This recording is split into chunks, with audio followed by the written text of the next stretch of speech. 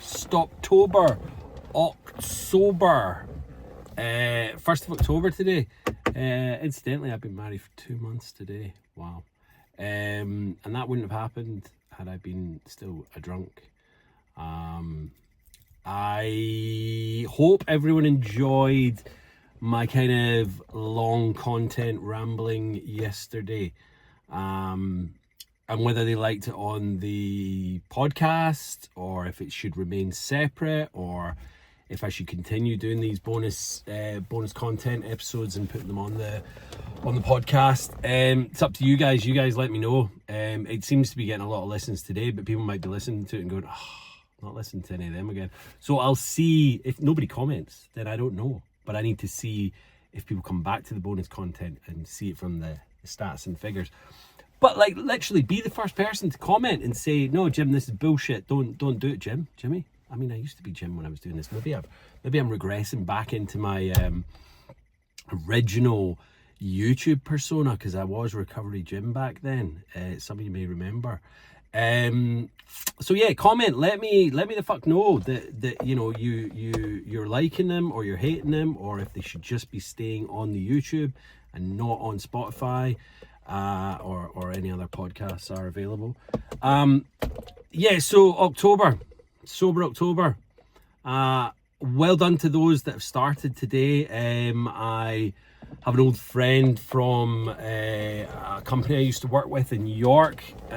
She has said that she's staying sober for October, which well done to her. I'm massively proud. But what I am going to say is that, you know, like Dry January, I have all the pride and, you know, empathy for people that want to do that. I don't think it's long enough. I've said this before, it's not long enough to really make a difference in your health, your clarity, how you're feeling in your life, you know, your skin.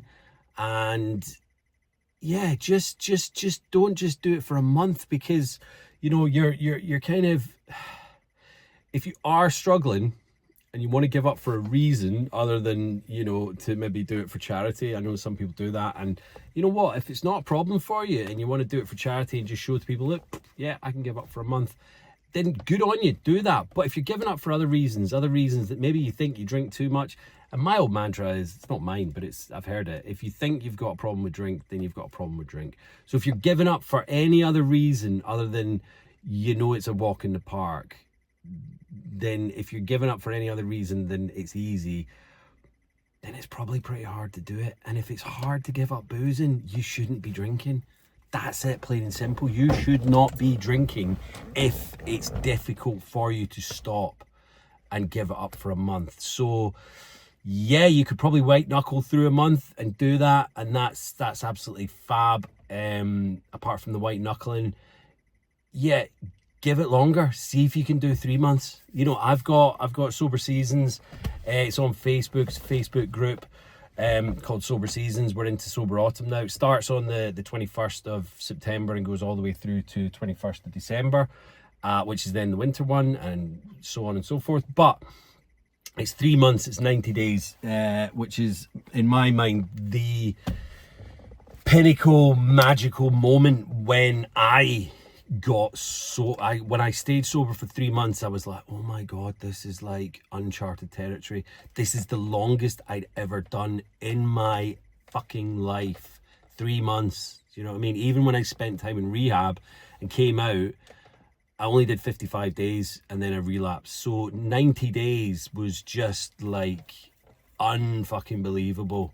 I think the previous time before that, when drinking was a problem, but it wasn't a massive, well, it's always been a massive problem, but I wasn't really consciously making an effort to stop. I just thought I'll give this a go, because I was back living with my parents, and I'd fucked up a few things in my life. And if anyone knows my story, it's from when I had the pub, and that all ended in disaster.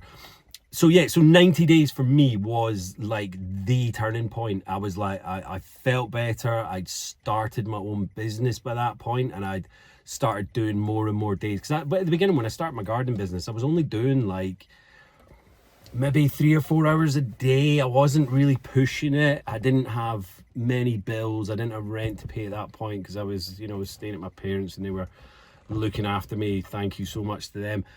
But the 3 months was like, right, now I can start chalking, like, you know, chewing off a bit of life and feeling good about it, and basically like taking on more and more responsibilities. I was starting to socialize a little bit more. I think after my 3 months I went to a friend's 40th. I didn't stay long and I drove, obviously, and I did my bit, and then I got out and went home. But I started doing these types of things, you know. Me and my recovery buddies from the meetings we'd go hiking, but that was comfortable, that was close, that was like where we were at, and you know, we're all in similar boats. So but yeah, 3 months is where it's at, guys. And I think if you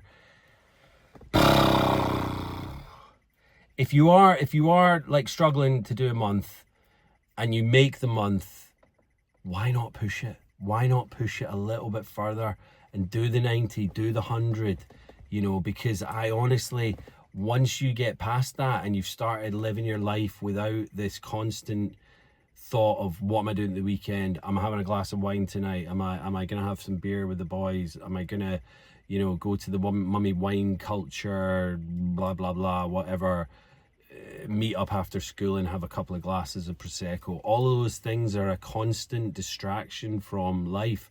But once we actually start living life without the distractions, then it gets better. You know, we don't need distractions in our life. Once you can just sit in a room, maybe with a book, maybe with a bit of music on, but no television and no laptop, no phone, just kind of being without alcohol, you're cracking it. You're cracking the code to life. Do you know what I mean? And that's so important that we learn to do these things, because let's be honest, the majority of us in this country, and I know I'm on the Isle of Man, but you know, still kind of UK centric, it's we start drinking at a very early age. And I would say that about, you know, it's got to be like 80-90% of people drink. I'm in the minority. My kind of tribe and community of sober people are definitely in the minority, and that's not how life is meant to be lived. It's meant to be lived with clarity, focus, and understanding of your fellow humans, and making connections that aren't just some drunken rambling bullshit that you think is funny at the time and then you probably can't remember it the next day. And I think not just by, you know, going out at the weekend and doing all that and making these silly connections and drunken connections. It's all about your week, your yeah, you know, I'm not saying everyone's drinking every day, but you know, your Monday morning is like, I gotta go to work, and you hate it, and then you've got to make small talk with your chit chat with your colleagues, but you're feeling like, I don't want to be here. That's not living. That's like waiting for the weekend, and that whole thing is just, it's bullshit. Do you know what I mean? You shouldn't be living your life like that. You should be wanting to go to work, and when you get there, I'm not saying you have to go on with every one of your colleagues, but you know, at least you're giving them your full attention and focus and understanding, and you know, not just being grumpy with someone because you had a fucking crap weekend because you were drinking from, you know, sunrise to sundown, and then some at the weekend in the middle of the night. So I just think, if you're gonna give up for October, do it until Christmas. You know, like, I'm not saying that you have to stop drinking over Christmas, although that would be ideal. Do it until the 21st of December and see how you feel. And then, you know, maybe you have a couple of drinks over Christmas, and then you continue with the, you know, sober winter.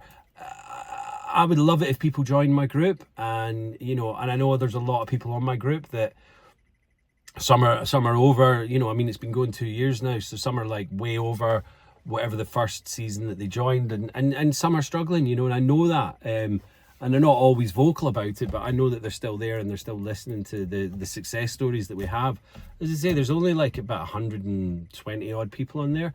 We'd love it to be massive, But at the moment, it's a great little support network, and I know the people that are struggling are listening to the success stories, and they probably definitely want to be like that. But it's getting their focus on just doing a month, 2 months, 3 months. You know, these are the pinnacle pink cloud moments. You know, I sometimes wish I could go back to like how I felt just at those first 3 months, because everything was new. Everything was like, oh my god, this is how life is. This is what I want to do. I want to you know, build my business. I got back into my photography. I started doing that.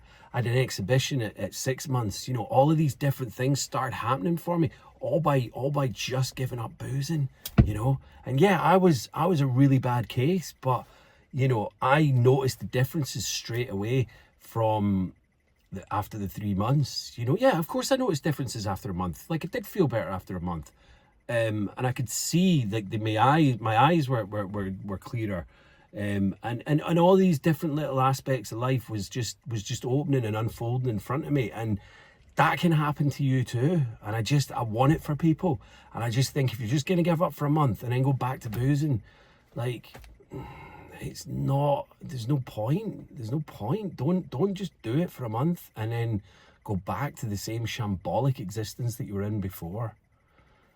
All right, guys. I know it's the first, but I'm probably not going to release this one until maybe Friday, maybe tomorrow. I don't know. We'll see. I say that, and then I suddenly just start putting out content. So you might even get content daily on the bonus content. So the bonus episodes on Spotify.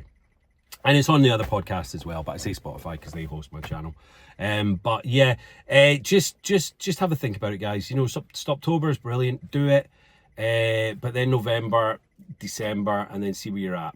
But yeah, hit like, share, subscribe, comment, DM me. My DMs are always open. I'm always open to people kind of going, how did you do it? What did you do? Blah, blah, blah. I'm here. I'll tell you what I'll suggest you what I did and what worked for me. You know, I am a peer mentor, and I'm still learning that craft as well, because I do want to help people and have like official kind of, you know, like sound advice to give people, which I do have. But I will tell you what worked for me, and that's the best advice I can give right now. But yeah, anyway, stay safe, stay sober, stay supportive. Love you guys. Peace.